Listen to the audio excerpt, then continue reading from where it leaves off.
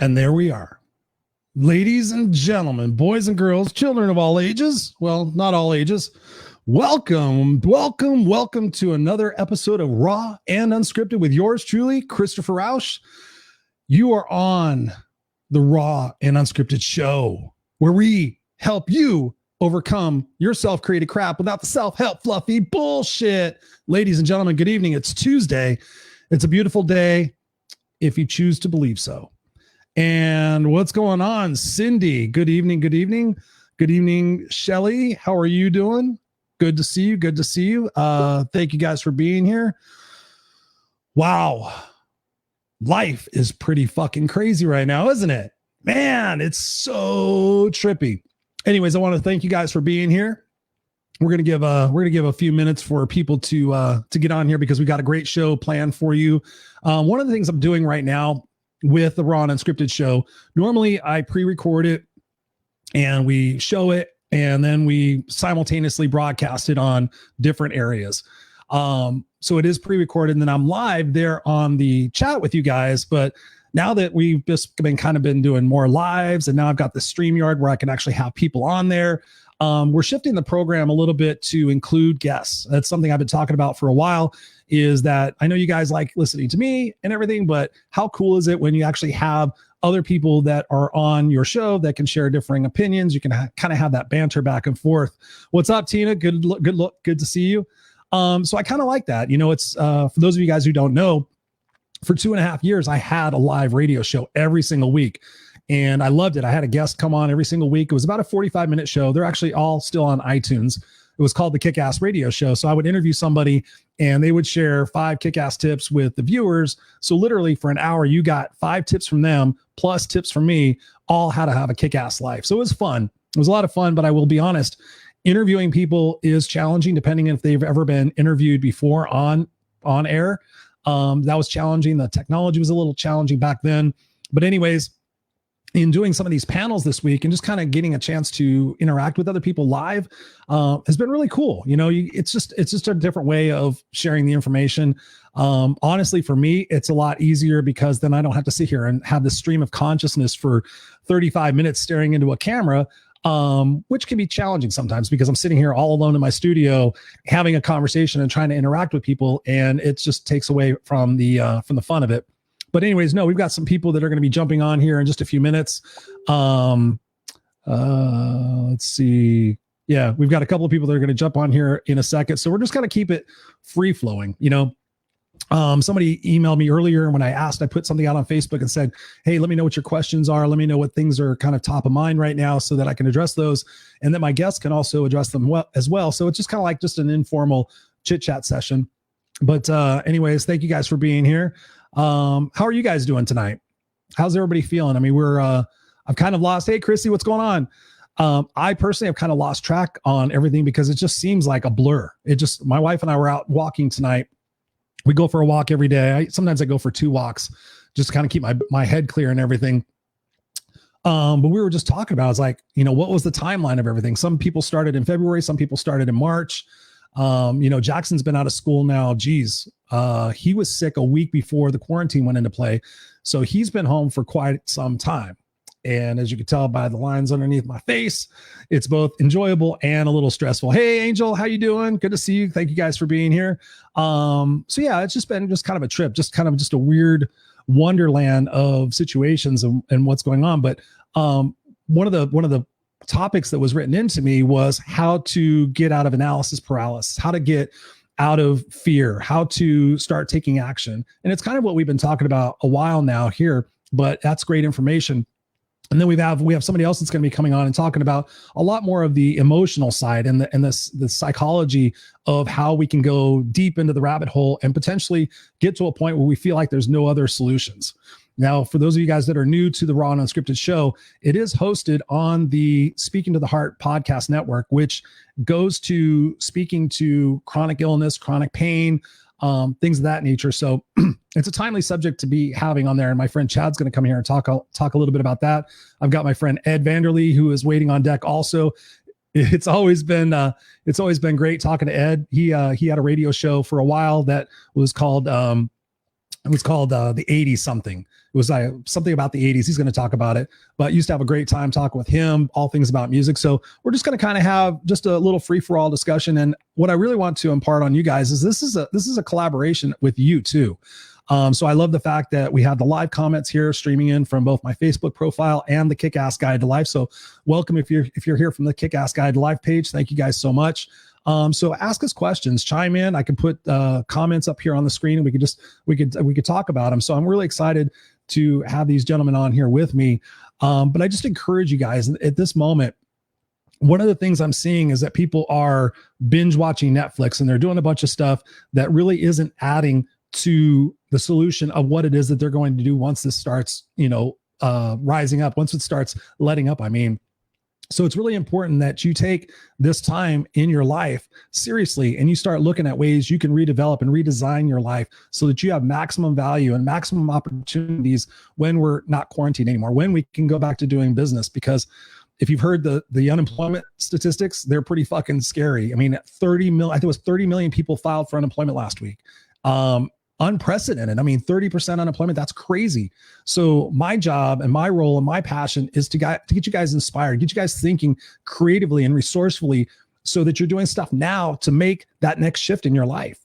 I mean, for me, you guys know I was at a job for 26 years. And as of last November, I took the plunge and said, you know what? We both made an amicable decision that it was time for me to go. And it was the perfect jumping off point for me to do my coaching and my speaking and do this kind of stuff more often and create value and create revenue out of that. So that's my focus right now, is building and serving and creating a business that will allow me to take care of my family and not have to have a day job and serve my community, go teach at schools, go do a bunch of stuff. So I'm working behind the scenes big time on doing that, because I don't want to take for granted that, everything's going to be okay once the dust settles on us. And this is something you guys have to take super serious. And because you're kick-ass, I know you guys do. But I just want to encourage you that if you are stuck, if you are having situations, please reach out to me. Reach out to me. I have a wealth of people that I can in turn reach out to, and you're not alone. And that's one of the good things that Chad's going to be talking about tonight on that subject. So I think just for the fuck of it, I'm just going to bring these two guys on and let's just see how it goes and just see how it flows. So let's just go ahead. We have Ed coming on. What's up, Mr. Ed? What's going on? My buddy Chad. What's going on, Chad? Chad, Ed, Chad. What's up, Chad? What's going on, ladies and gentlemen? How you guys doing? Yeah, that was a great intro, man. Yeah, thanks. I got a face for radio, right? So Ed, yeah, you do. So Ed, please take this opportunity to introduce yourself to the people here. Introduce yourself to Chad, and so that people get an idea of what you bring to the table. You and I have been friends for, probably what, 7 years, 8 years now?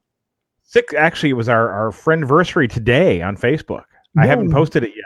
No way, our friendversary? Oh, it was. It's our friendversary. Oh, that's awesome, dude. So 6 years. 6 years. Fuck. Yeah, dude. we met at the boot camp thing. Yeah, the boot camp thing. Yeah. I know that's what we call it now, the boot camp thing. The boot camp thing. Yeah. But well, hi everybody. I'm Ed Vanderlee. I'm right now, I guess, a jack of all trades. When Chris and I met, I was the operations manager for an internet radio station, and I just made the leap myself, like Chris just did, about 5 months ago, and I left the station and doing my own thing. Now, before that, I was, believe this or not, I was a cowboy stuntman. Yeah. So I did cowboy stunts at a Wild West town here in Arizona. And I own what's called the Arizona Rough Riders. And so that I did that while still doing the radio stuff. And I was just, I wasn't going the same direction that the station was. And I decided I want to get back and focus on what I enjoyed. And matter of fact, I called you about it. And you and I talked about it quite a bit. Mm-hmm. And I finally made the decision. I made the jump. And I took my business partner, George, and we took my stunt team and we reorganized into Rough Rider Total Entertainment. So now we do all this Western entertainment for all the resorts and private parties. And we're just loving it. And I still do my podcast, though, 1980 something. Oh, you do? I do. We haven't done it in a while. We haven't done it in about 4 months, just because after I left the station and it was like, okay, well now what? But the show's still up on Star Worldwide Networks, Dave's platform, and he's like, no, you keep doing it. That's fine. So we'll get back to it pretty soon. But now with everything that's going on, luckily my business partner, he is also a general contractor. So obviously the entertainment side of things have died in the last 3 weeks. I lost everything. Oh man. I mean, there's zero, nothing. And that's fine. I mean, what are you going to do? You couldn't see this coming. So, but luckily the construction side of things is still a essential business. So we've got some house flips and we're doing some of that stuff. So that's kind of cool. Nice. And you just completed a movie, was it? We did. Yes. Yeah. We filmed. So, well, we completed, but now we're not completed. So we made a short Western film that my business partner, George, he wrote the script to it about 20 years ago. And it's called Royal's Revenge. It's basically Ocean's 11 meets the Old West. Oh, wow. It's pretty cool. And so we filmed it. It was supposed to be about 25 minutes long. And it took us 4 days to film it. High production quality. We spent some money on it. And we got done and we got the first rough cut of the movie and it was 50 minutes. Oh, wow. So we're like, so we weighed our options and it looks like we're going to film another 40 minutes and make it a full length feature. Yeah. Yeah. Sweet. Congratulations, man. I know that's an effort and a half. It was an undertaking, let me tell you. Did you get your beautiful daughter in there? She did. She made her acting debut. Nice. She did. And my wife was in it as well, and my son. Ooh, everybody except for me. Yeah. What's that? Everybody what? except for me. Oh, no, I heard you. You wanted to have a cameo in your film? That'd be awesome. I've already got the band. Well, as I said, we've got to film another 40 minutes, come out and be a bad guy. Yeah, I'd love to be a bad guy. Shit, yeah. Yeah. No, that'd be fun. Seriously, dude. Once the quarantine's lifted. Definitely. Yeah, but, yeah. I've been loving following your journey now that you took the leap. And I just want to give you the proper shout out because you and I both talked about this a lot before we did it. And we were kind of holding each other accountable on certain things. And then all of a sudden, like, boom, we just did it. Yep. Yeah. You have to. I mean, what, I mean, and I want to bring Chad on here for a second, but what was the thing that you felt like, what was it for you that made the jumping off point now versus another year from now? I got tired of not feeling like me. Yeah. That's why I could put it. Yep. I when I was out doing my entertainment stuff and I was doing everything that I loved, it was great. But I don't want to trash anything because I loved working at the studio. It was a great experience, and I worked for wonderful people. I'm still great friends with all of them. But as I said, it went into a different direction, and I missed what I was doing before, and I was really good at it. Yeah, and so that's what I'm concentrating on. Cool, awesome. Yeah. Well, good to have you here, Ed. Thank you so much, Mr. Chad Pape. Chad and I go back a little bit longer than you, Ed. Chad and I have known each other since the 90s. I would actually I would say even the late 80s, possibly. But Mr. Chad, welcome to the Raw and Unscripted show.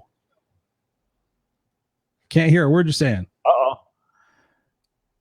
Speak up. Say something, Chad. Unmute your mic. Uh-oh. I didn't mute you.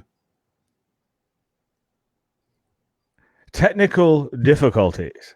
So, Chad, this is what we're going to do. You're going to move your mouth, and I'm going to talk for you. No, Hi, I'm Chad, and I just met Ed, and I think he's great. Full screen, too. We'll put him full screen. Marathon runner, Ironman, triathlete. He can't say anything. Go into your cam mic settings on the bottom there, buddy. You should be able to figure out what's going on. Yeah, come on, figure it out. I don't think you're muted. Chad, you work on that. Yeah. So while Chad's working on that, Ed, tell us about just how are you handling things? How are the people in your community handling things? What are some of the top of mind topics that people have come to you and just kind of just share with us, your frame of reference throughout this entire time that we've been quarantined and what's going down. Well, I do want to point out that my wife did get, there's my daughter, Shay. Hey, Shay. She has her own microphone and everything. She's all hooked up. She does. That's nice. My wife got toilet paper today. She got toilet paper. We did. We got toilet paper today. Two-ply? Two-ply? Did you get two-ply? Ooh, you are wipe my butt today. You know what? Oh man, this is still my Kleenex from 3 days ago. I just keep wrapping it and folding it. There you go. There you go. Chad, it's interesting. Nope. Man. Chad. Okay, Chad, I'm going to give you a little technical advice. Try exiting and coming back in. It's like turning it off and turning it back on. Sometimes that works. Yeah. I've actually had that give that a shot. Yeah. So with us, it's interesting because my wife works for American Airlines. Oh, wow. That's and right. When this first happened, they offered her to be a home-based agent, which we weren't sure of because she had to take a bit of a pay cut to do it. And what is a home-based agent? Is that somebody who just does short flights and comes back every night? No. So she works at a call center. She is a manager for reservations. She is the final stop before when you have a problem, she's like the last person you end up talking to. Gotcha. So in other words, she's been really busy. Yeah, I could imagine. So then they offered her to come home and work from home.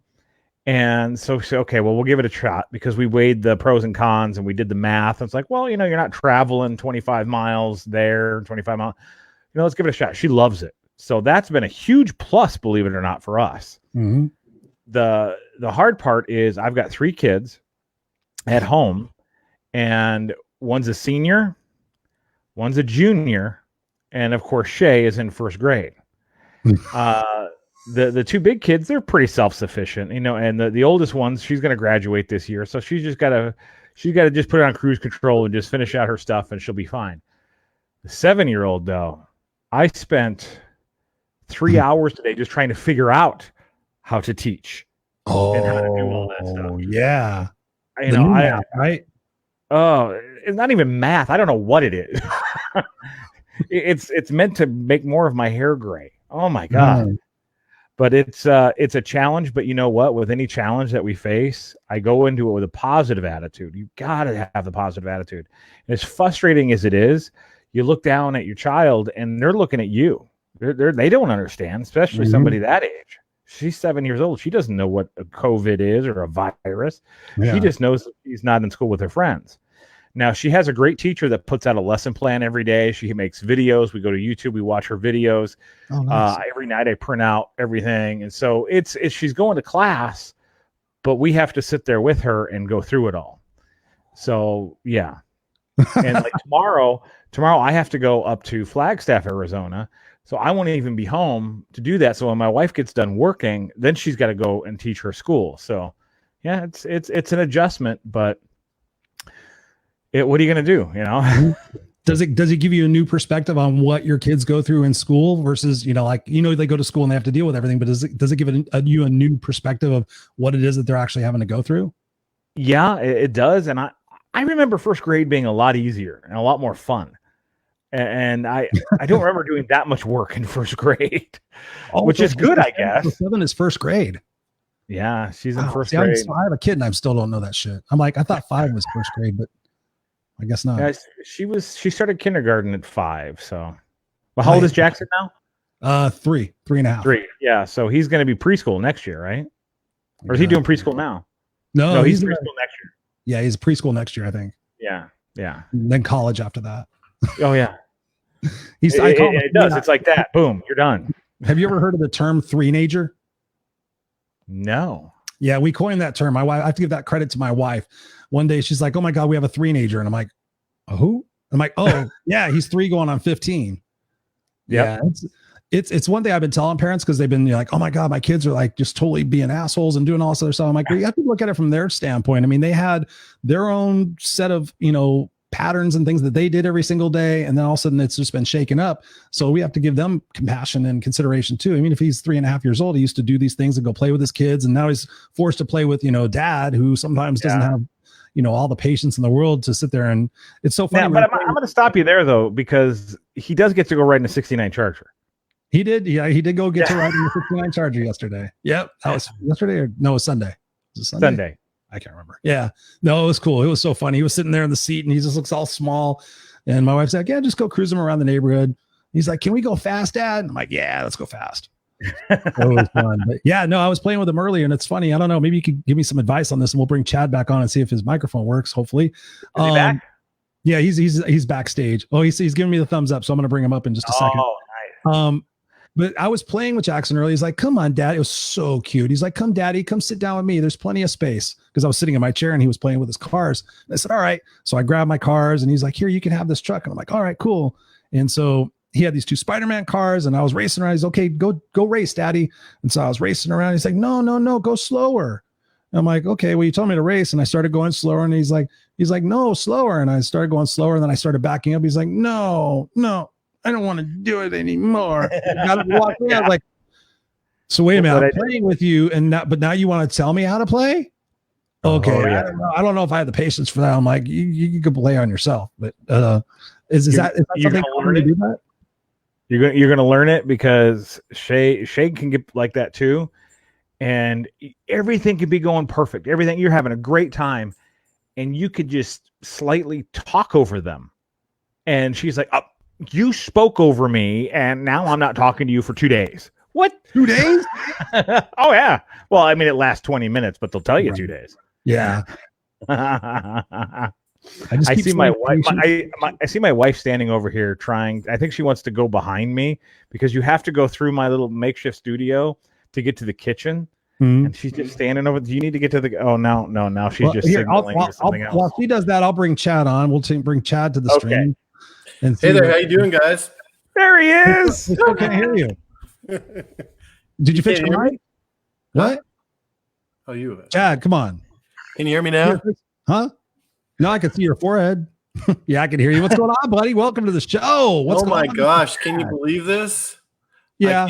I can't believe it. Well, guess what's been going on? I mean, with the schools and so forth. Oh my gosh, it is so interesting. I have 2 kids. Yeah, I was going to say you have 2 daughters too. I know. I have a daughter and I have a son. So a 6-year-old and a 7-year-old. So it's like Irish twins. It reminds me of a B.F. Skinner hoedown. I mean, seriously, it is hilarious. I mean, it's like it really is trying my patience and as well as tolerance or pain tolerance. Maybe it's even psychotic tolerance. I don't know. Has your alcohol consumption gone up? Extremely. Yeah. I've gone through 1 bottle of Jack Daniels this week. I went through 1.75. Yeah. Oh, high five, buddy! 1.7. And Chad and I did a uncensored motivation on Friday night where we just came to the table with a couple of drinks and started rambling. Yeah, it actually is going to happen again on Friday night. I'm just bringing anybody who wants to come. Cool. Wow, it'll be a blast. So how are you getting through with it with your daughters and everything, and your daughter and your son? Sorry. Well, the wife is now home because of the fact that she just got laid off. I did see something. Jenna, right? Yeah, Jenna just got laid off from, and it's tough. It just is what it is. People are doing what they need to do to, how would you say, survive as far as companies.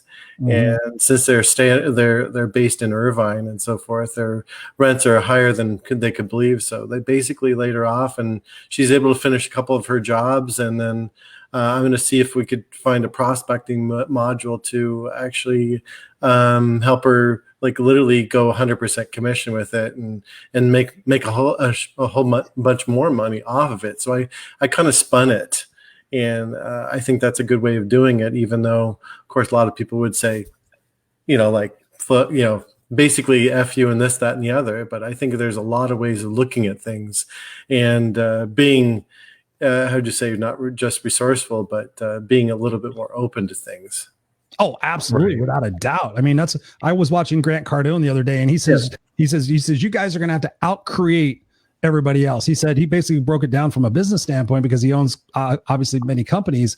And he says, I just had to furlough a bunch of people. He goes, listen, guys, he goes, if you still have a job, this is your time to out-create everybody else. This is your time, whether you're in the shipping department or whatever else, to figure out a way you can bring more value to the company than anybody else. And I can without a doubt. And I told her, also I told her, and as well as myself, is that, living your, this is the time to design your own life right here, right now. Design your own life right now. This is what you want it to be and the end result. You start with the end in mind. And I think you and I talked about this the other day. Start with the end in mind. What does your picture want to look like? What do we want to look like? So anyway, so that's where we're starting out. And I feel like we're starting out as newlyweds again. It so kind of sucks, but it is what it is. And I guess it's, more to the point of just sort of handling those objections and staring it in the face and going, I'm ready. Let's go. Let's do it. Yep. No, I think that's a great jumping off point for the conversation tonight. Just want to acknowledge everybody here in the chats. For you two, there is a place to go. If you look up at your right-hand side, there's public comments and then there's private chat. So you can actually see what comments are coming in from the users. Oh, look at that. Yeah, you guys got to see what's going on. So we got people here. Nice. So thank you guys for being here. And David out. This is cool. David Coverdale. This is funny, you guys. David Andrew Coverdale. He says, you're awesome. Let's see. You're awesome. I never would have thought I would have met someone that lived down the street from me when I was younger that would have turned out to be such an inspirational. She's somebody. I'm guessing that's kind of but I've known David Coverdale. This is trippy. I've known him since he was 4 years old. I think I'm 51. So I don't know how old you are, David, anymore, but we literally grew up on the same street. And by the fact of social media, I got connected to his brother, who I was best friends with, Mark Coverdale. And then all of a sudden I've gotten in touch with his dad, with David. The only one I haven't gotten in touch with is John. And I'm not quite sure what the story is on that, but thank you, David, for being here. Cause I know that, we all have things going on. As a matter of fact, my wife had a work call. She works for R.R. Donnelley, a huge organization. She works in sales. She works from home, and she had a leadership meeting today. And they said that the company's going to do a town hall meeting tomorrow where they're going to announce some layoffs. And so now she's freaking out. She's in sales. And I told her, I said, they need sales on the front line, because once everything starts going back to normal, they're going to need you guys to sell your ass off to bring the revenue in. But yeah, we're all in the same boat. It's like, whether or not, we're, highfalutin or, lowfalutin or whatever, we're all in the same boat together. So it'll be cool to get your guys' experience and your perspective on it, because Chad, what you just said is paramount in these times, is like being creative and being resourceful. And I keeps talking about blood, sweat, and tears. It's like, if you're focused on watching Netflix and binge watching and all that shit, the majority of your time should be really focused on how you're going to come out of this as a different version, how you're going to come out of this. For me, at least, it's looking at it like, how can I unite more people? How can I get more people to think and believe and see that no matter if you're in fucking India or Los Angeles or New York or Scotland, we're all going through this together. So what are your guys' thoughts on that? Well, I would start with one book, the Book of Why, the Why book by Simon Sinek. Start with that one and go from there. What did that book do for you, Chad? It really kind of diagnoses exactly why you do things, exactly why you do things.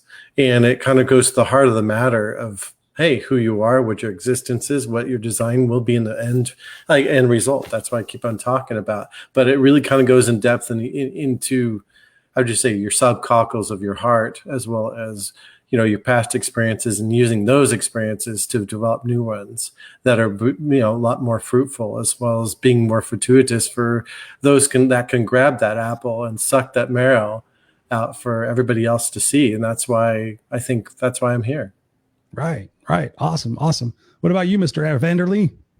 Well, I think everybody just needs to breathe.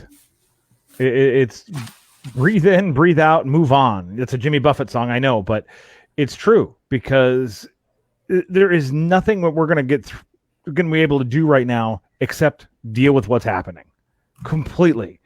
If you panic, if you worry, if you watch my daughter run behind me, it doesn't matter, because what's going to be is happening now is going to be completely different in 6 weeks. So right before I got on here, my wife comes over to me and says, "Hey, listen, we got an email. They're going to start laying off or cutting down part-time workers for the airline." And now she's got 15 years in, and she's got a contract and all this. So, but it's not she's going to lose her job, but she's probably going to lose hours. The first thing I said to her, I said, "Well, then we get through it." Now, I've probably lost $25,000 worth of business over the next 90 days. Okay. How do I make that up? But one thing that you said earlier, both of you, is focusing on Now is the time to think about 6 weeks in advance. How are you going to come out of this? How are you going to steamroll through this and come out and going, boom, look at me. Look at how I did this. Let me show you how I did this. And boom, if it's either making your family successful, helping friends through it, making money, whatever your objective is going to be, this is the time now that you need to focus on getting to the other side of that hump. You know, when we watch these briefings, which I think that Dr. Fauci is amazing. I think he's a good dude. Oh, he's fantastic guy. Isn't he great? But you watch these and he keeps talking about the curve, or you watch Governor Cuomo and he's talking about the curve. The same thing going is your attitude is busting through that curve. Mm-hmm. Now, hopefully we stay healthy through this and we don't have to deal. That's one thing that a lot of people aren't thinking about is, oh my gosh, we've got all these people that are, they're sick. And I don't know if you know anybody that has the COVID, but a friend of mine out here just lost his godmother. She just passed away in Arizona from complications from the coronavirus. So you got people dealing with sickness and now death, and they keep telling us, hey, be prepared, be prepared, be prepared. The same thing goes for what's going on. Chad, you know, your wife, she just got laid off. Barbara's getting a call tomorrow. You don't know what's going to happen. What are we going to do? Mm-hmm. I mean, this is a world event, and you got to dig down deep and find out what you're made of. You got to find your grit. Absolutely. This is the time for those of you guys out there. There's a guy named Andy Frisella. Andy Frisella is one of my mentors. He has a podcast. His old podcast was the MF CEO podcast, and it was the motherfucking CEO. He has a new podcast now. It's called Real as F, or Real AF. It's real as fuck. That guy is inspirational to me. He is a no bones, straight ahead, no bullshit, just like me. So I have to go, for me to get my motivation, I have to go to somebody who's more pumped up than I am. So I go to listen to him, and he talks about, or I listen to Grant Cardone, or listen to Ed Milet, or somebody. All of them are saying the same thing. It's like, listen, this is going to require blood, sweat, and tears. This is like no other time in our life, but this is also the best moment to reset. This is the best moment to take a look at relationships that aren't working for you anymore. I made a joke the other day on a video that I did, and I said, you know, number one, this is the best time in our lives to work on our personal relationships, our personal intimate relationships with our family. If we're not sitting down, like tonight, Jackson wanted to keep watching TV, and we have a moratorium that dinner time, we always sit down and have dinner together. That's first and foremost. Most of the time, sit down and have dinner together, either listen to a little bit of music, but we always talk. And we always like see how everybody's doing, and we talk about our day, and that's like super, super, super important. And I've been talking to people. I'm like, you know, so what kind of new things have you done in your life, you know, to make sure that you guys are having family time? Are you doing board games, you know, stuff like that? This is the greatest time, especially if you have older kids. You can get them in the creativity process as well. You can sit there and say, okay, let's start a dog shit picking up business. And I had somebody laugh at me because I thought most people know about this, but there are companies out there that will charge you $50 a week to come to your house and pick up your dog shit. And I've had people laughing at me like, oh, I'm not going to go pick up somebody's dog shit. I'm like, I'll go pick up somebody's dog shit for fucking $500 a week, because I can do $500 a week. I've been telling people, they're like, you're not going to, this is like the gig economy. You guys know what the gig economy is, right? Yeah. Mm-hmm. Yeah. So it's little gigs. So like everybody finds their own hustle is what they say all the time. What's your hustle? So you might be driving for Uber 5 or 6 hours a day. You may be delivering, you know, Instacart or groceries or something like that. For me, you know, coaching or speaking. But then, you know, what else are you going to do? Maybe part of it is picking up dog shit, you know, for the week, or mowing somebody's lawn, or detailing cars, or whatever it is. You have to learn and figure out new creative ways to earn money. You're going to have to get through this. And also I've been telling people, because I'm like, you know, what expenses have you looked at as a family that you can cut? And people are telling me, well, we've already figured it out. You know, we're pretty lean right now. I'm like, be specific. What was that? Yeah, be very specific on exactly, you know, what it is and so forth, how you trim the fat and so forth. Mm-hmm. But I think this might lead into a great part of a discussion. I think I told you, Chris, I did marathons, triathlons, and this, that, and the other. And I think, you know, been that way since high school. And I think I remember a couple of years ago, I did the OC. I failed at the OC triathlon. And it was part of one of the most turning points of my life. It was scary. And so I had the Ironman training along, for many, many different years. And I remember the one thing, I was in Washington at one time, state of Washington at Lake Stevens. And I remember, going part of the course, having a great time. All of a sudden, I'm on a downturn and somebody eats crap right in front of me. And I have to jump over him. He basically did a face bump. I jumped over him with my bike, and I clipped one clip came out and actually broke. So I did the rest. I thought initially, oh my gosh, I'm not going to be able to finish. I'm not going to be able to finish. This is the worst nightmare of my life. I spent, 2 years trying to prepare for this event, and I, screwed up all at just this one accident. I got in my head really quick, and all I thought was, each step is victory. All right, I composed myself. I got scared. I shook it off. I took a little bit of downtime. I was still on the bike, but I was, only one leg at a time. I only had one leg that I can actually use to pump the rest of the 114 miles. So I had 70 miles left. Wow. In one leg. How'd you do it? I did it. Took me a while, but then I got to the marathon. Oh. And so everything in my head was telling me to stop. Everything was screaming. Everything was about one step. Mm-hmm. And all of a sudden I turned a 9-minute mile into a 7-minute mile, down to a 6:30 mile. Wow. And I kept on getting faster and faster. And then I'm like, uh-oh, starting to cramp. Okay, I can slow down. But you wouldn't believe it. It is really true what they say. 1% of a marathon is physical. 99% is mental. So you really got to own to your own stuff. Chad, I can relate, man. I made it from the bedroom to the kitchen this morning without stopping. Man, I'm right there with you, buddy. And this is the scary part. 2 years ago, though, I had a total. 2 years ago, I had a total meltdown. 2 years ago, you had a total meltdown. Really? 2 years ago, yeah, it was a total meltdown. It was actually, I did Facebook Live. I lived it too, because I've never had anything that was that incredibly horrible. I failed miserably to get out of my head. Yeah, I failed miserably, and I couldn't get it together. It was my first triathlon I didn't finish. And I've been through 16, 17, 18 years of marathons. I'm a marathon runner with a drinking issue, but that's okay. So why do you keep saying fail? Why do you keep saying fail versus there was an opportunity to learn from that? So it wouldn't really necessarily be as a marathon runner / triathlon runner, I failed. I feel like it was horrible. It was probably the worst thing I ever felt. I mean, it was incredible.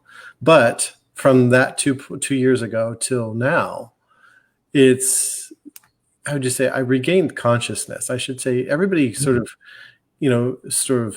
loses their consciousness whenever that sort of thing happens, because there's this psychological halo effect that goes around, and you're just, in the shit. It's like, it was the worst thing ever. But I mean, maybe months after, I kept on saying, every step is victory. Every step is victory. Every step is victory. I got in my car. I turned on the ignition. I did this. I did that. Every step is victory. If people can actually identify with that and say, okay, I washed my teeth. I did this. I did that. So to get to your goal, but you got to design it first. Because God, whether you believe in God or not, I don't care. Don't give a crap. You just got to define it, and everything sort of, I hate to say it, works out, and it does. It does for me every single time. Chad, so true. Yeah. So true. No matter what it is, if you're doing a marathon, whatever your goal is. 9 years ago, I was doing a stunt show, and everybody's like, "Oh my God, you got hurt doing a stunt show?" I broke my arm. This arm right here, from here to here, is titanium, and I didn't break it doing the stunt. I broke it because I was clumsy, and I fell off a 3-story building. And I wasn't supposed to. And the only thing that I was concerned with was getting back to doing what I loved. Right. My passion. And Chris, you say this all the time. Your passion, your passion, your passion, your passion. And that at the time, and it still is, but at the time it was my passion. They took me to the hospital and they told me, you're never going to use that arm again. It was my right arm. I'm right-handed. Thinking, okay, well, how am I going to do? How am I going to be a stuntman with one arm? And it's over. And so I spent about a half hour thinking, oh, just poor me. And I guess I had a right to, but in the same aspect, shame on me. You got to power through. And then this surgeon comes in, the on-call orthopedic surgeon. He goes, I got a new process. You mind if I try it on you? So I went in 2 weeks later, and he basically rebuilt my arm. Now, that happened on April 2nd, 2011. By July 4th, 2011, I was doing high falls again. Wow. What was the new thing he did?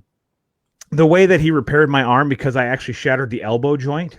Oh, God. And that's hard. Exactly. Oh. And that's horrible.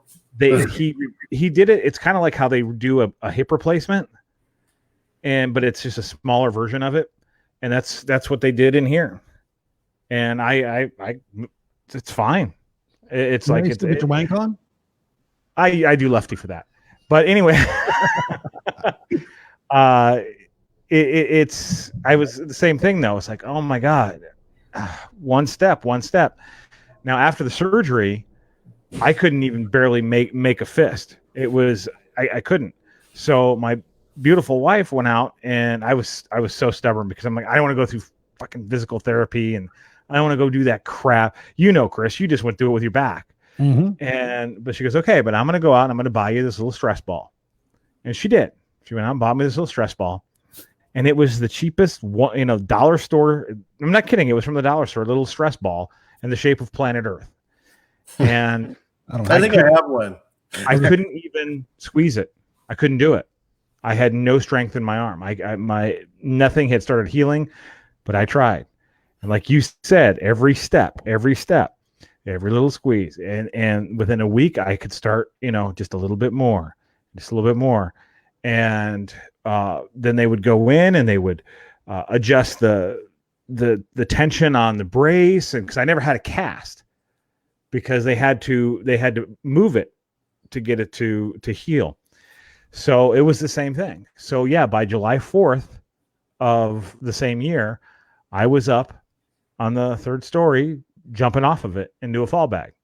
And everybody's like, you're crazy. I said, no, this is what I meant to do. This is what I want to do. Well, the doctors practice medicine. And then they err on the side of caution. I've heard so many stories, and thank you for sharing that. I've heard so many stories about, like, the doctors wanted this. I have a guy that I'm going to have on the show pretty soon, Matt Rhoda. The guy is phenomenal. He just had cervical neck surgery, and he's out doing, Ironmans and all that other shit. And I'm like, dude, you're fucking amazing. Even with me with my back, I was like, okay, started doing stuff and took their diagnosis and their suggestions seriously. But at the same time, we can't, even as people, as a society, you can't always live under the opinions and the judgments of so-called experts, And that's what the three of us are saying tonight for you guys out there watching. And I'm sure you guys out there watching would agree with us that every step you take involves your choice, and it involves your perspective and your belief. And just like these two guys just shared, one step at a time. And I know that we live in a society, we live in the microwave society, we live in the Amazon society. I dealt with this in my last job. They're like, oh, everything has to be overnight. Everything has to be fast. I'm like, no, not everything does, because things that are built of quality, things that are built of endurance, and things that are built to last don't happen overnight. They come from hard work, determination, blood, sweat, and tears. How do you think you build your muscles? You build your muscles by breaking them down, by going into pain. It's a positive pain. And if you guys are out there thinking there's going to be, oh, what's the government? I've had people tell me like, what's the government going to do for me and all this other stuff. Nobody's going to do shit for you. And the honest truth is that a lot of people are going to be desperate. They are going to be desperate to the point where they are going to think about illegal crimes to survive. They're going to think about things, whatever they have to do to get money to survive and to take care of their families. And then on the other end of the spectrum, and I think, Chad, you're going to speak to this a little bit.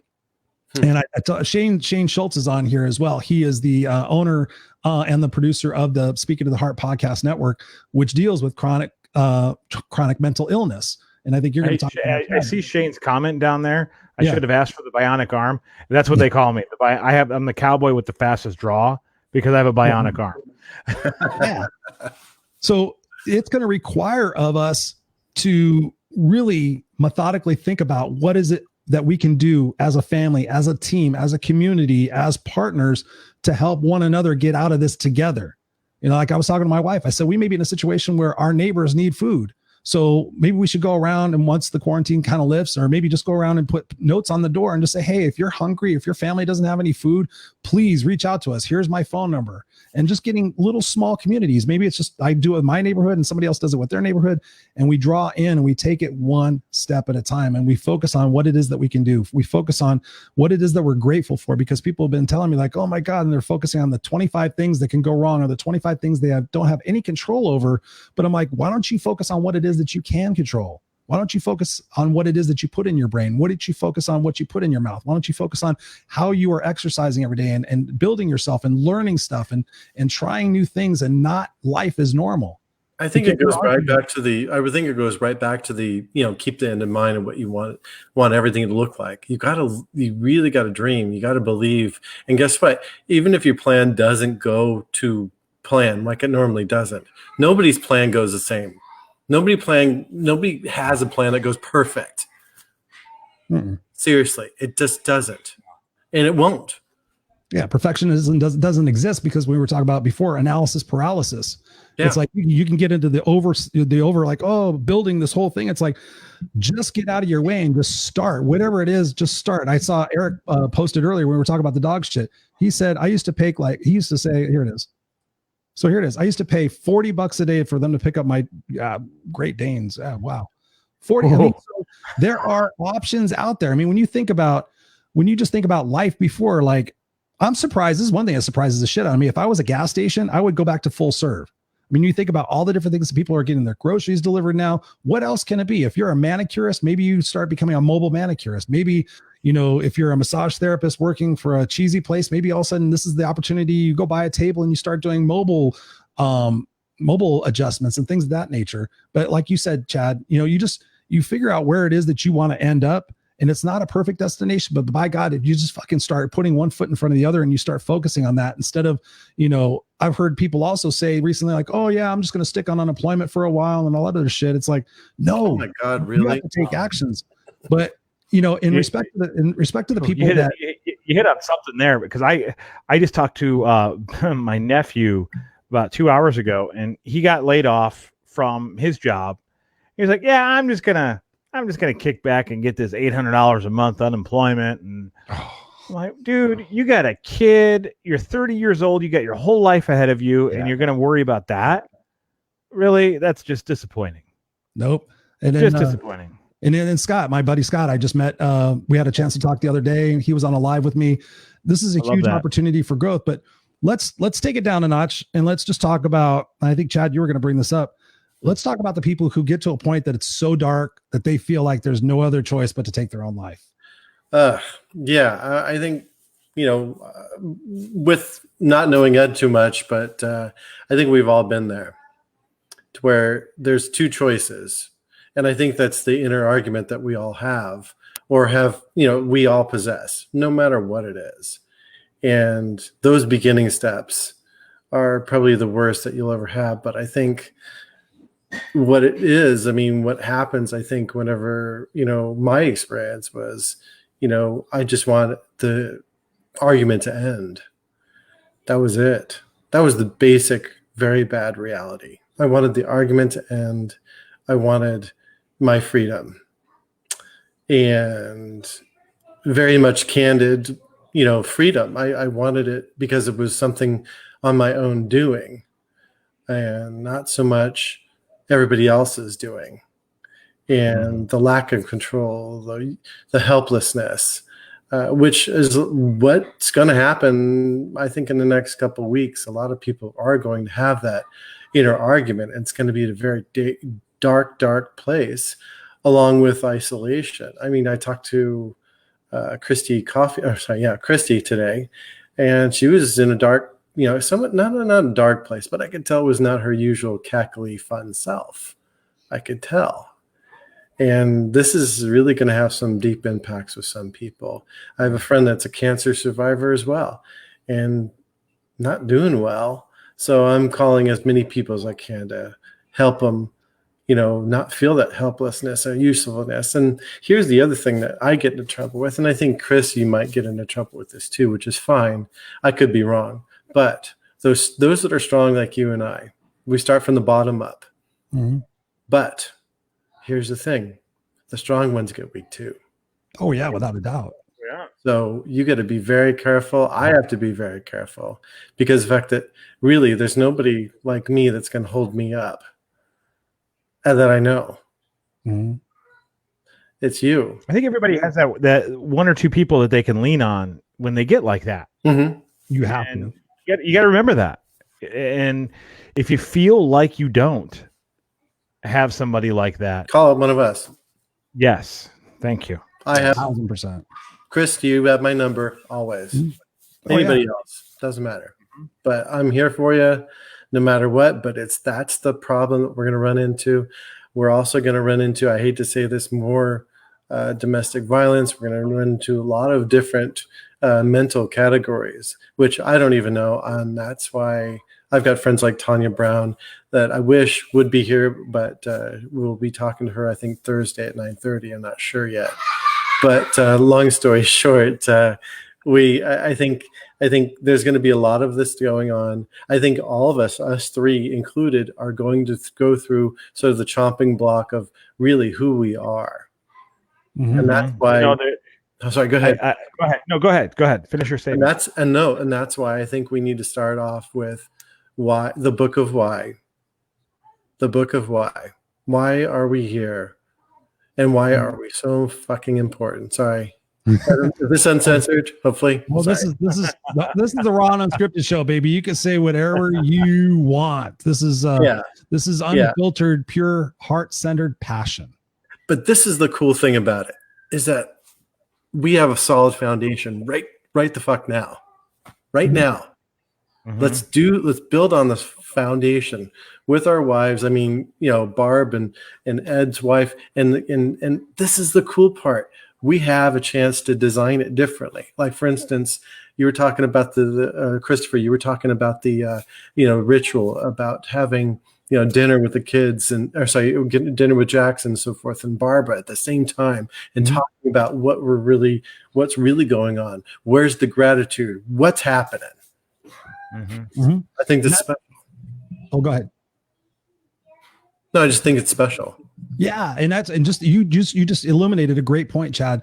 One of the things that we used to do before this COVID thing came about is normally we'd sit down to dinner, and what usually happens? Oh, how was your day? Oh, my day. And we go to negative. Oh, this person was an asshole. And then oddly enough, me being the master motivator, me being Mr. Positive, and I try not to really bring it into my family too much because I have been accused of being like, you're always so positive, just no way. Yeah.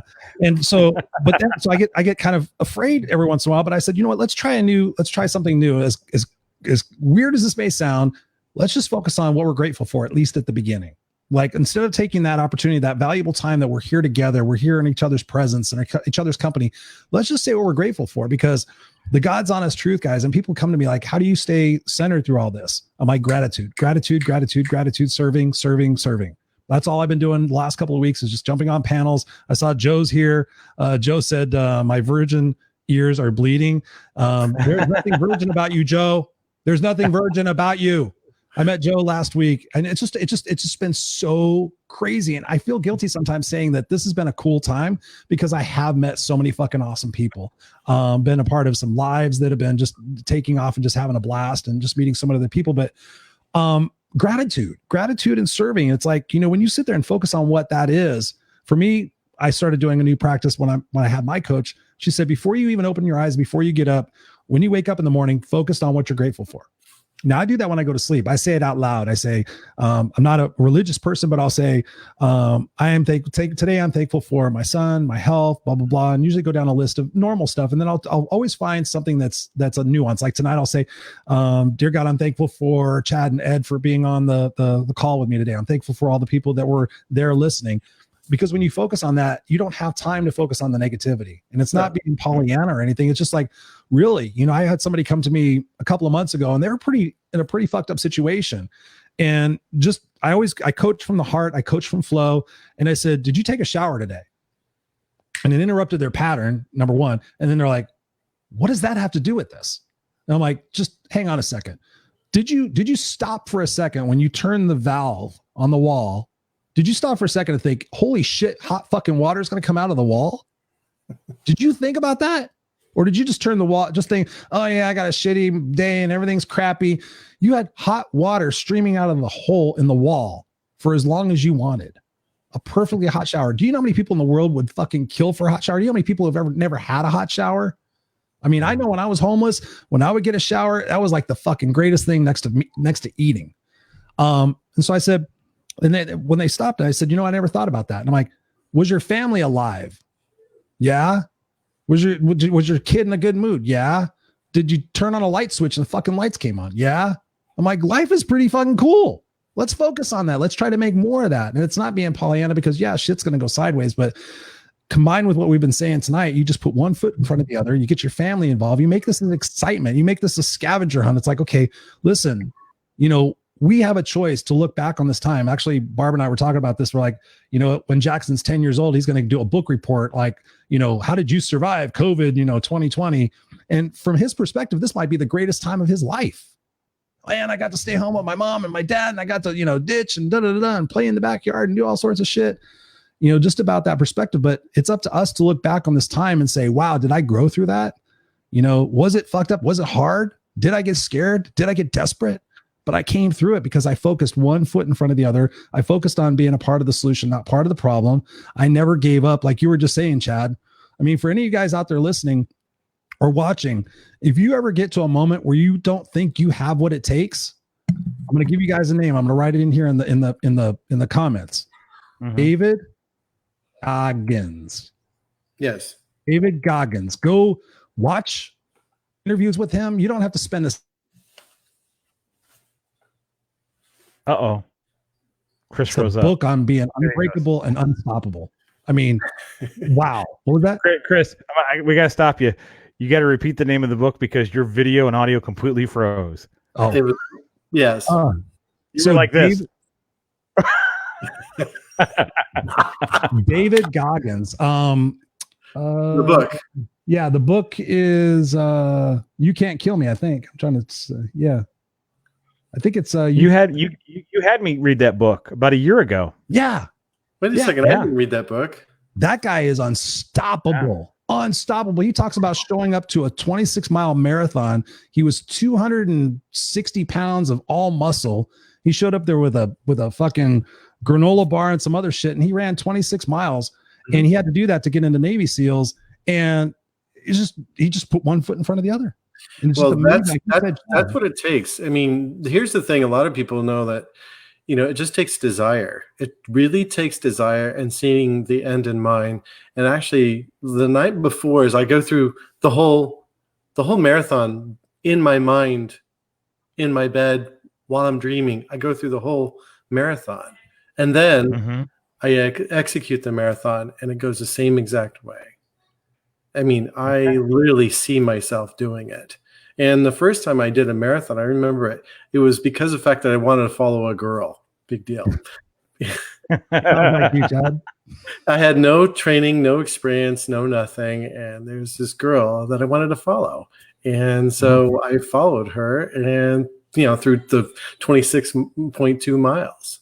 That was my first marathon in high school. I was like, okay, I could do this. So I started doing cross country because I wanted to be around her. So you had your why. You had your why. There you go. So there, you figure out. You guys see that picture back here? Yeah, John Wayne. See that picture behind me? John Wayne. Do you know what my favorite quote in the whole world is from him? Courage. Buckle up, cowboy. Being scared to death, but saddling up and doing it anyway. Mm-hmm. And it's that simple. Absolutely. It's that simple. Let's see. Chrissy says here, I was just telling my loved ones, all of this is going to be a new way of life, and it ain't going to be that great, meaning everything that you just said, Chad. So I pray hard every day. Yeah. Oh, yeah. And please forgive me. Hoping, wishing, and praying is great. But the solid actions that behind that are what's going to fulfill those hopes and those dreams and that praying. But yeah, I just saw a news report saying, it's going to get worse before it gets better. And now I'm hearing stories of businesses boarding up their businesses because they're afraid of looting and they're afraid of stuff. And then we've heard about the National Guards being out. So like you were saying, Chad, even especially the strong ones, I know for a fact that if I give my brain 15 minutes and I try to go off into the future and I try to predict or I try to assume, my head will go down a rabbit hole so fast that I'll be just like, why bother? Amen, brother. Amen to that. What am I going to do? What am I going to do? And it's like, I can't predict that. I can't go into the future. And that's something that I've had to do through the books that I've read, The Untethered Soul, Surrender Experiment. The other one, Why Me? Why This? Why Now? Those books have changed my perspective about time and about the future. And you just have to simply ask yourself this question. What is it that I can control? What is it that is within my grasp that I can actually have influence on that's going to help me or hurt me in this time? Right. And I saw somebody the other day like, oh yeah, dude, I'm just kicking back and partying, waiting for the shit to be over. I'm like, wrong perspective, unless you're loaded full of money. But yeah, I just want to reiterate also what you guys said. And for you guys out there, this is going to take all of us together. This is going to take leaning on one another. This is going to take putting your pride aside. I have healthy pride. I know you guys have healthy pride, but in a situation where you're talking about life or death, you're talking about feeding your family, you're talking about whatever it is, we're going to have to get good at leaning on each other and providing for one another.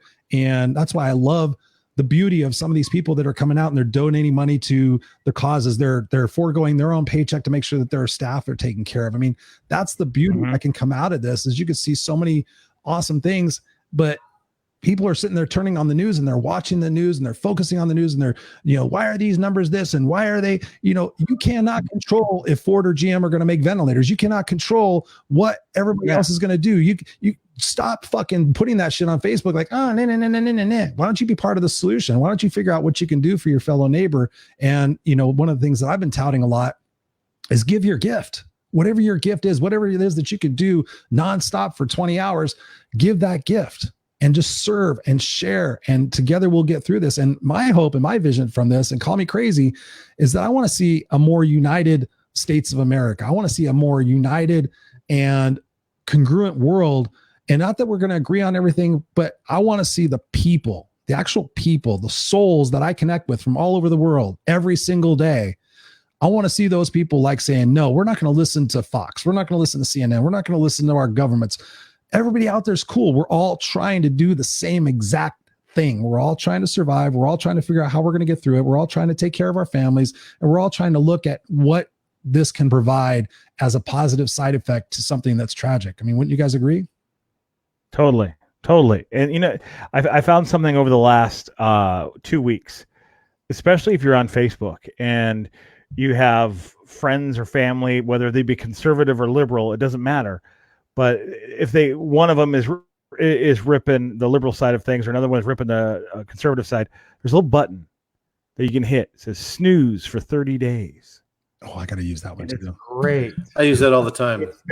It's fantastic, because these people you care about, these people are friends, but they go on there and they'll rip the opposing view, and you don't know. That person doesn't know if you're have the same view or not, but they're just imposing it on you. And it doesn't matter, because it's coming out in such a negative way. It promotes them as negative. And quite frankly, I don't need that shit. I think you're great, and I think you're entitled to your view, but I'm also entitled not to freaking hear it. So we hit the little snooze button, and we're still friends, and I still love you. but I'm going to go on with what I'm thinking and what that doesn't make me feel like I'm a bad person because I'm doing that. It makes me feel like I'm more worried about me and mine and being positive. Yeah, it's self-preservation. I mean, seriously, I don't want to hear a lot of the stuff that goes on. So yeah, I do a lot of snoozing because of the fact that I'm like going, it's not a part of my path. How is this information going to help me? It's not. I don't really care. Sorry. I'm two shits of not thinking that I care. So it's like, I don't give a crap. I just don't care. You guys can have your own fantasy. I call it the psychological dump. A lot of people on Facebook are doing the dump, and it's like, almost ear raping me. And so in some sorts, because of the fact that of course you're scrolling down and you see something and you go, oh, you can't help but speed read because of the fact that that's what you do. And you're like, oh my God, I didn't need to see that. How is this affecting me? I don't really care. And it sends you down a rabbit hole. It sends you down a rabbit hole that you had never intended on going. Yeah, and they vomited all over us. Oh yeah. Yeah. It's horrible. I've been having fun. Normally what I do is I scroll past those people because I'm like what you just said, Ed. You care about them. There's certain people that I wish I did not know their opinions because it does make me think a little bit less of them. I'll just be quite honest.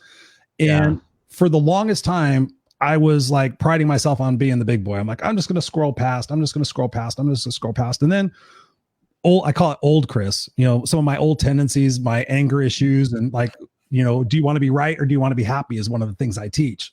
It's like, okay, this person's wrong and I could easily prove them wrong, but what is that going to do? Like, I just rather be happy. I'm not going to do that. But you won't prove them wrong. You won't prove them wrong. No, it doesn't matter. But that's the problem. And that's the problem with social media now is everybody thinks they have this megaphone at their disposal, but they don't. What they need is a mirror. Yeah. I totally agree with that. But I think what really bothers me, though, is that there's zero accountability. I don't like that. Zero accountability.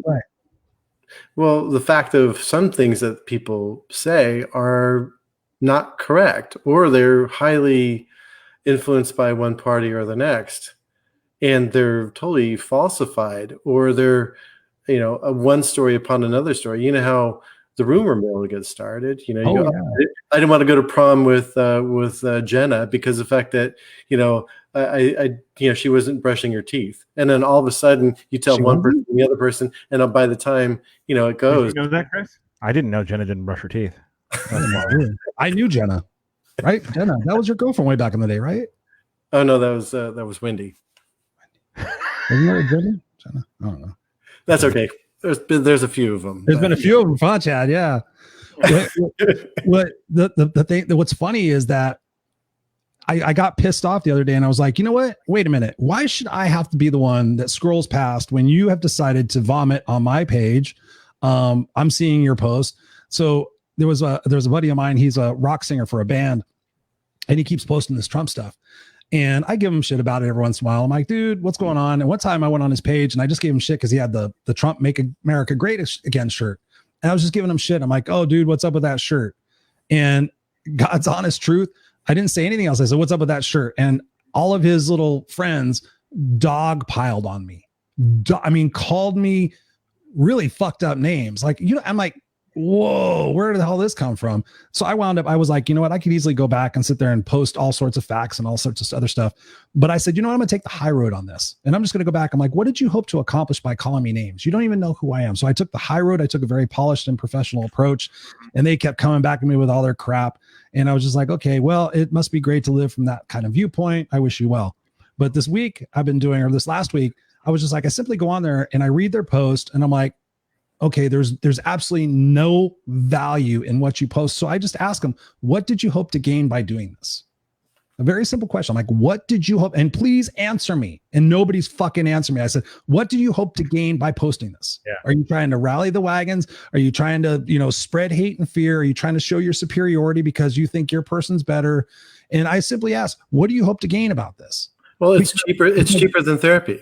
Well, the fucking truth is nobody has ever changed their mind over a Facebook post. Nobody's ever said, oh, geez, I am totally against abortion. Oh, wait a minute. Chris just posted something about, I think I'm going to, I've changed people's perceptions about things, talking to them, of course. But on a Facebook post, you're never going to get anybody. All you're going to do is get somebody to dig in their heels more, which is going to create an adversarial relationship. You're going to say shit that you don't mean. You're going to react instead of respond. And then you're going to have, a potentially what was once a great relationship that we never knew about each other's politics because we never had the keyboard warriors going on.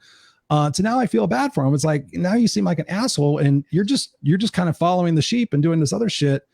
Don't do it. Just provide value, post something fun, or go into a group that's specifically designed for that. I know I have a friend of mine. We have a friend, Hank, has a private group where you could go on there. And if those are your people, you can go in there and share that shit and everybody will climb aboard and make you feel good and all that other stuff. But now more than ever, we need to just consider, is what I'm about to say. I tell people this in relationship coaching, is what I'm about to say adding value to the conversation? This is something I had to do to myself because of course I like to talk and I really had to stop and go, yeah. I'm like, get back, jump back. Yeah. Ladies and gentlemen, I like to talk.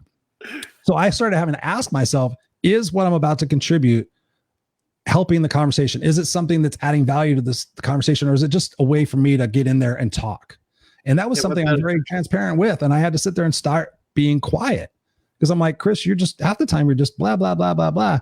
And so I encourage you guys out there, before you post something and before you say something, especially to your family members, check your attitude and check what it is that you're trying to accomplish and really think about, is what you're about to do the best method for doing that?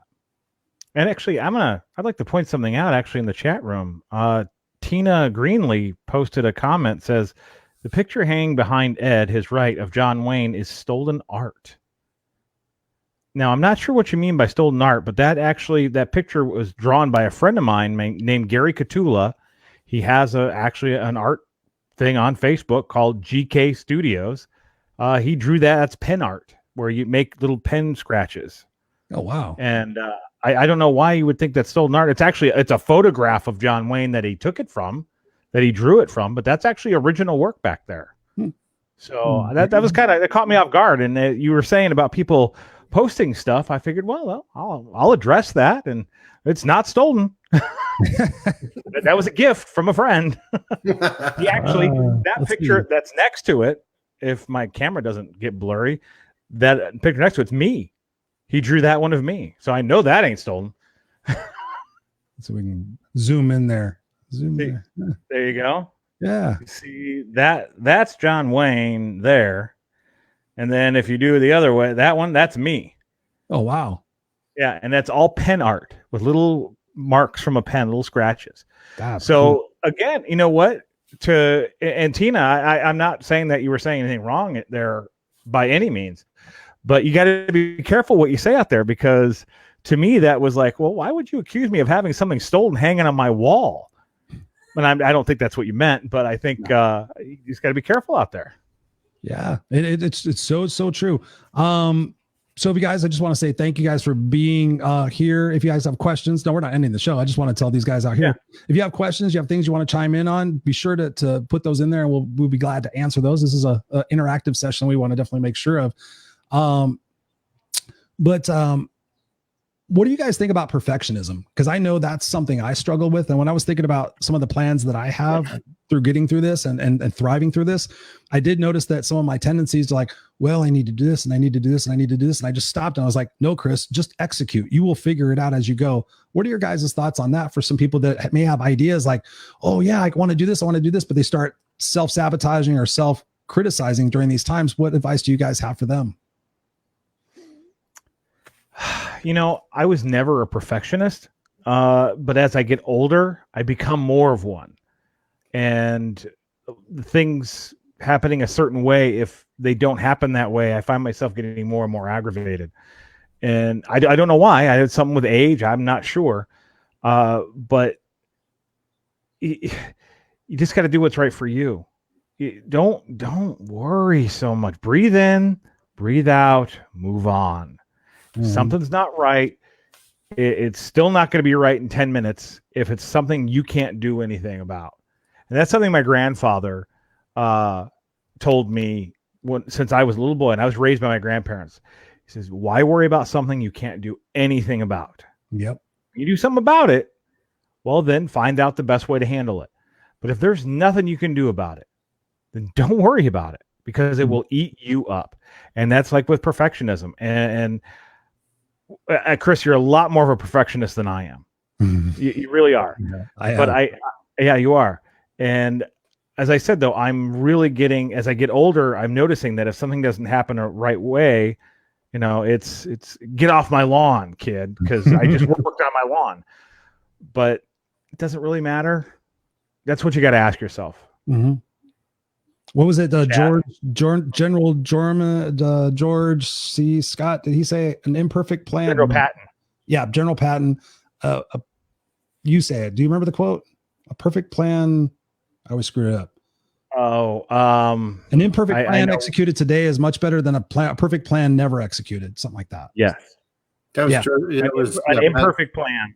An imperfect plan executed today is more perfect than a perfect plan executed tomorrow. Yeah. Something like that. Well, perfection, to me, literally in my own craft, I'm a realtor. I've been a realtor since Chris has known me. Well, actually a few years after, but long story short, in my profession, I'm pretty strict. My rules are extremely strict. I start out with a process, and my process is very simple, but very complicated.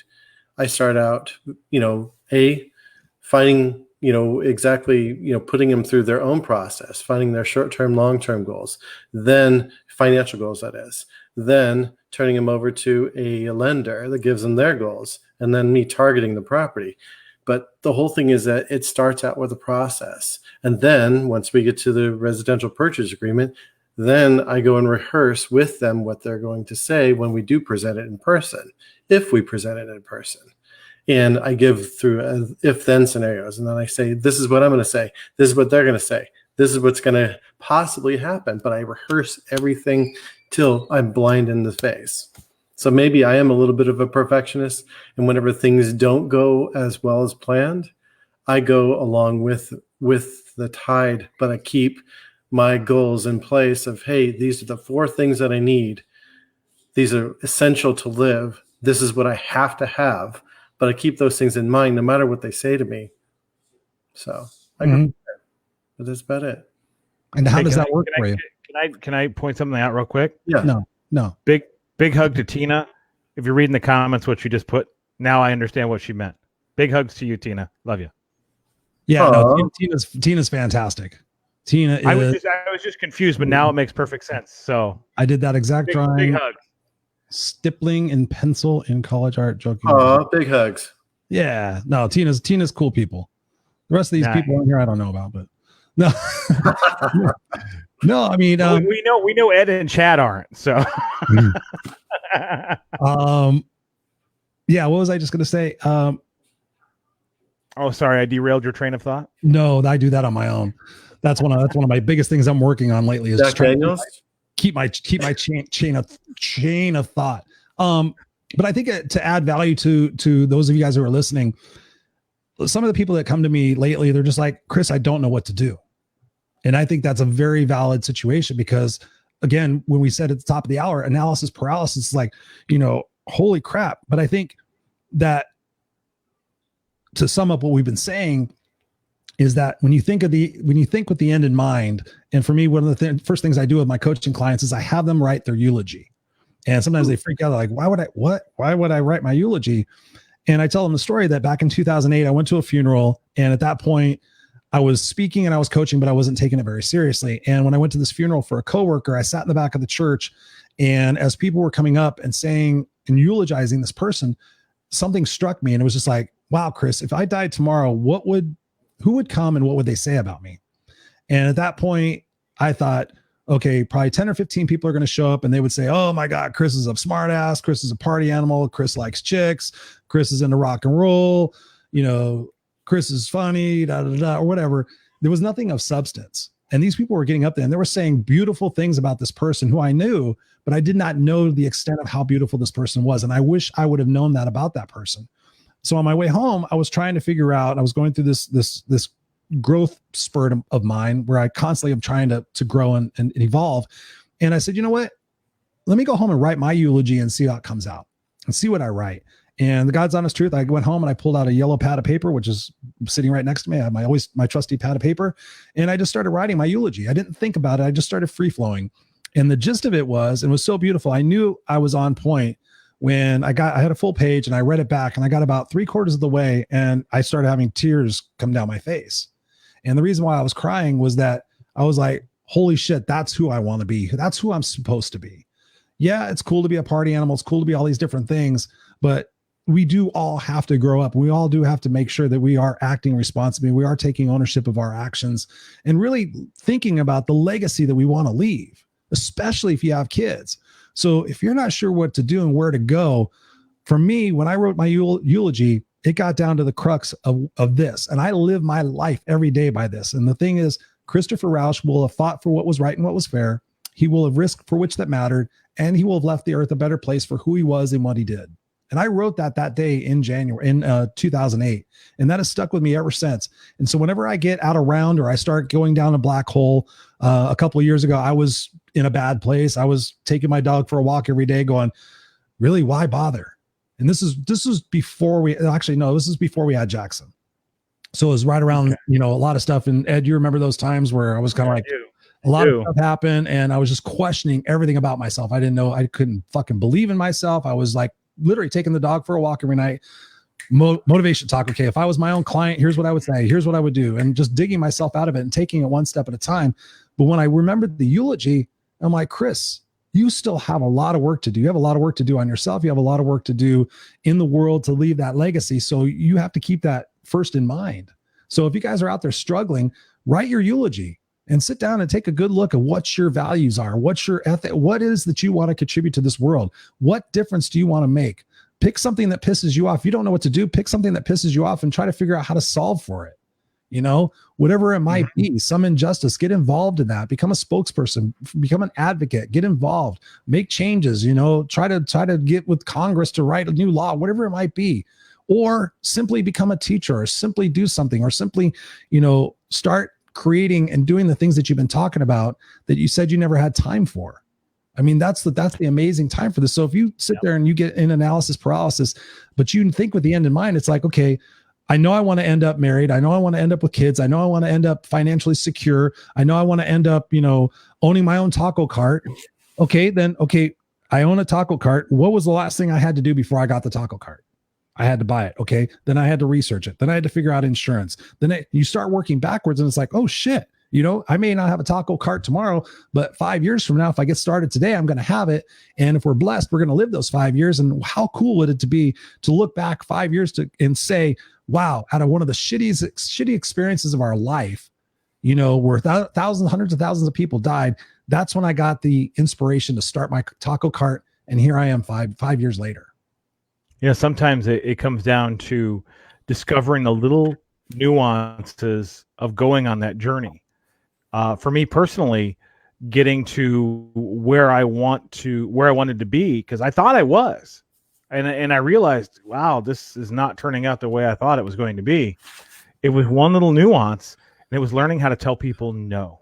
Yeah. And that is a very powerful tool, extremely powerful, because if you're a caring person, telling somebody no feels like you're letting them down.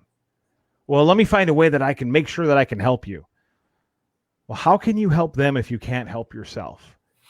If you can't tell somebody, no, I'm sorry, I can't help you right now. I'm busy working on me. I'd be happy to come back later when I get through my own stuff. But right now, the answer's got to be no. Hey, Ed, can I borrow $50? 2 months ago, yeah, I could have gave you $50, but right now things are kind of tight. No, I'm sorry, I can't do it. Mm-hmm. And it's not that you are being negative. No is not always a negative thing. It's actually a very powerful, positive thing, because if you've got to put yourself in a position where the best way to help somebody is helping yourself. Big time. What are your thoughts on that, Chad? Oh, I just kind of flashed to a book called The Power of Now, I think it is. I was thinking the same one. Yeah. Is there a book like that? Yeah, I was thinking about The Power Now, but then I went to the 42 Laws of Power by Gregory Keene, I think it is. It's a really good book. I think you guys both should pick it up. What is it called? The 42 Irrefutable Laws? Yes. Of power or of now. Anyways, long story short, what you said is truly, kind of goes back to just everything that we talked about and reiterated. Is you got to have that first you have to have the design, and then you have to be thrifty about how, or crafty or thrifty, however you want to do it, to get onto that sort of plane, and have the bandwidth to do that, to get there. The bandwidth meaning being able to divide your time wisely and get there. And a lot of people, I think, of the people that I've coached over the years, real estate coach, that is, not motivating coach, but nothing like Chris. But the only way to get to them is to ask them about their their bandwidth and what they actually can do. I don't give a crap of what your excuses are. Don't give a crap. I really don't care. What can you do? Do it for yourself. Is it within your design? Is it not in your design? Everything that you do is an appointment to get to that plane, to take you to that ride, to your goal, with the end in mind. Maybe you will never achieve it. I don't know, but you got to try. Man, Chad, nail, head, you. Nice job. Perfect. That is, people come in and out of your life. It's ebb and flow. And sometimes people aren't meant to be in your lives forever, but they're there for a purpose. And sometimes somebody that was very meaningful to you, somebody who you cared very much about, does something, and you have to say goodbye. You have to say no, because now it's become an issue. I had somebody I was very close to say something derogatory about my daughter. And it was meant in jest, but as parents, you don't bring the kids into it. You don't, nothing. And it was something that was just totally to the point where my wife was crying. And it was on Facebook. It was like, what? So, I called the person. I'm like, what? I have appreciated everything we've been through, but you know what? It's time to say goodbye, because obviously you don't have the common sense to be positive, especially when it comes to somebody's child. Yeah. And it's one of those things where you got to look back, and that power of no, the saying, no, I don't need this. I need to worry about me and mine. And that way, if I can get to that point, if I can get to that inner peace, Cindy put in the comments, go beyond yourself. I love that. That's beautiful. I love that saying. Go beyond yourself, and that's how you find yourself. Yeah, and I think Madonna had a pretty good line. You are not what you see. You are not what you see. Yeah. Love that. Nellie says part of staying in the bounds of love is doing what's truly right. Yeah, doing what's truly right for you. I mean, that's the beauty thing. Is it's so many times I've been guilty of this, where I put other people's needs and happiness in front of my own because I'm a people pleaser. It's like, okay, if I get their validation and their love and their respect, then maybe I'll feel whole. But at the end of the day, you have to look in the mirror and say, you know what? And this is probably one of the biggest things I coach people on, is that when I ask them a question, I'm like, who do you feel is number one in your life? And probably about 85% of the time, somebody will say somebody else other than themselves. They'll say their kids or their husband or their mom or their dad or something like that.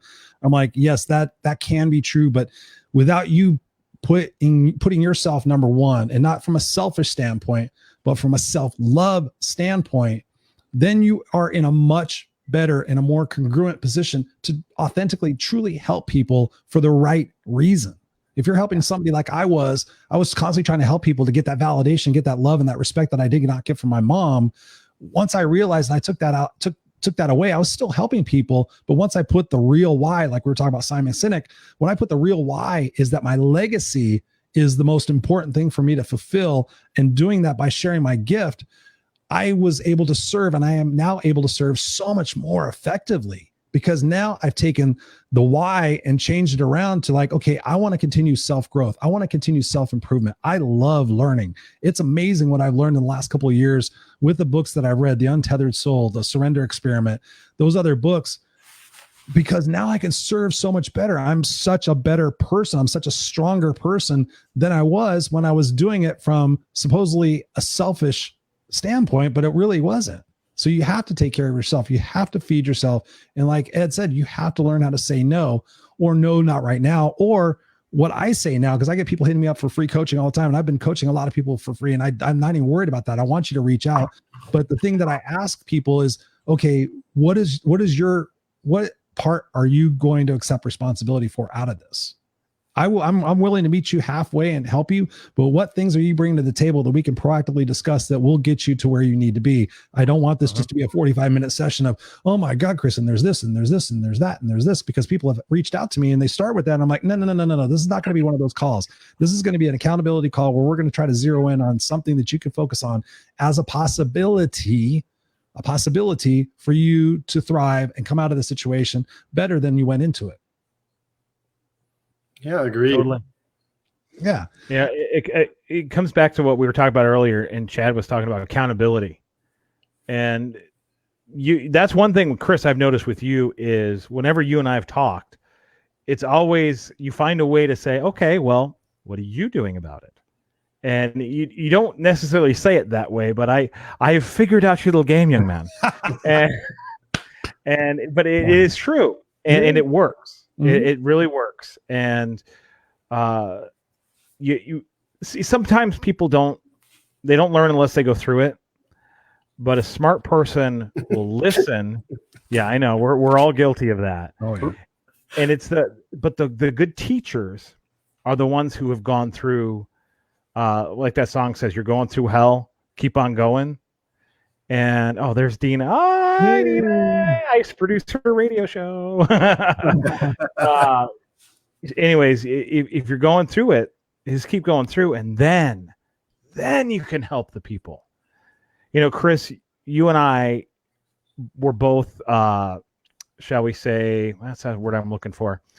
We really wanted to please other people and be part of their world. Oh yeah. And we took it to the nth degree, and we got shit on. Mm-hmm. It was what it comes down to. You got shit on, and it's like, whoa. Now we came out the other side of that going, okay, but it's not their fault. Mm-mm. It's our fault. We let it happen. Mm-hmm. We're the ones that did it. They took advantage of it, and they're pieces of shit for it. Mm-hmm. But the fact is, it's our responsibility. It's our fault, and we learned from it. Yeah. And that's the beauty of it. You just said it. We learned from it. Yeah. That's the beauty of situations like this. When you go through the valleys, I was going to ask you, Chad, when you were talking earlier about it, about failing and all that other stuff. When you look back at it now, are you glad it happened?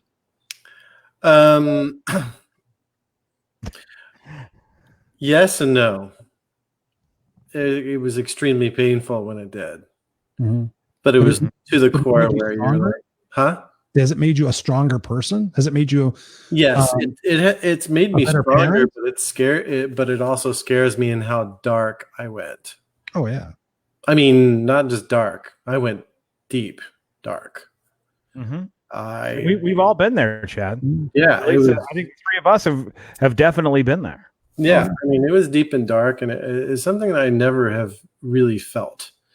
And I never felt that presence, and that was really bad. So I'm not, nor returning, of course, but the whole thing is that those are deep, dark times where I still feel it. I know it's there.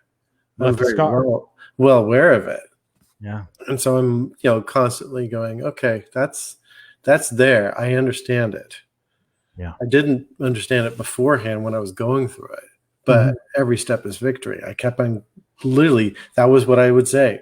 You could see actually on my mirror, I have a mirror, and it used to say, every step is victory. Every step is victory.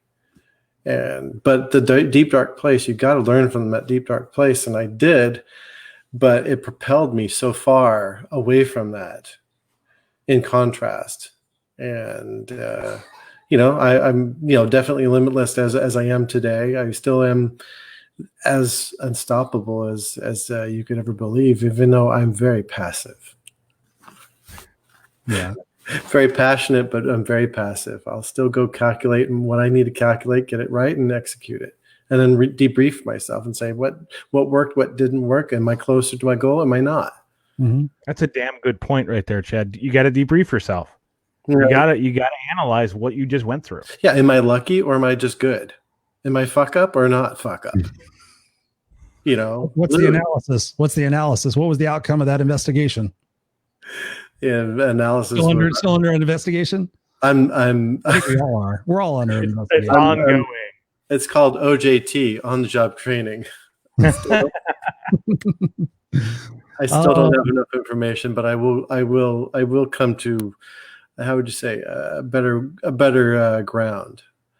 Yeah. I'm still always going to be that rough ashlar, and I'm not always going to be that perfect ashlar. I'm always going to be striving for the perfect ashlar, but I will never be it. Yeah, none of us will be. I mean, that's the beauty of life. When they say life is a journey, not a destination. Great song.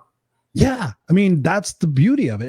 It's a destination. It's a beautiful life. I mean, that's what I learned from breaking from the corporate world, was like, oh my God, it's fucking scary.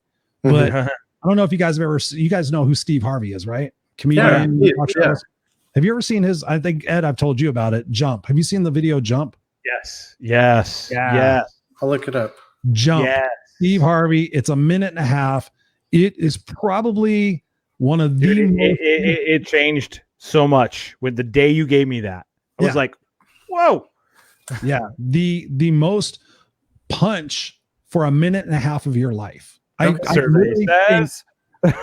literally think that out of all the books I've read, all the studying I've done, all the coaching I've done, everything I've ever done, I think that video really sums it up, because Steve Harvey comes out and it's totally off the fly. He just literally picks up his phone and goes, hey, and he's out in a parking garage. He goes, you know, you're sitting there watching your friends on social media. They're soaring. They're going to these places. They're doing these things. And you're sitting back and nothing's happening for you. And he talks about, he goes, if you want to have your dreams, if you want to soar, you're going to have to jump.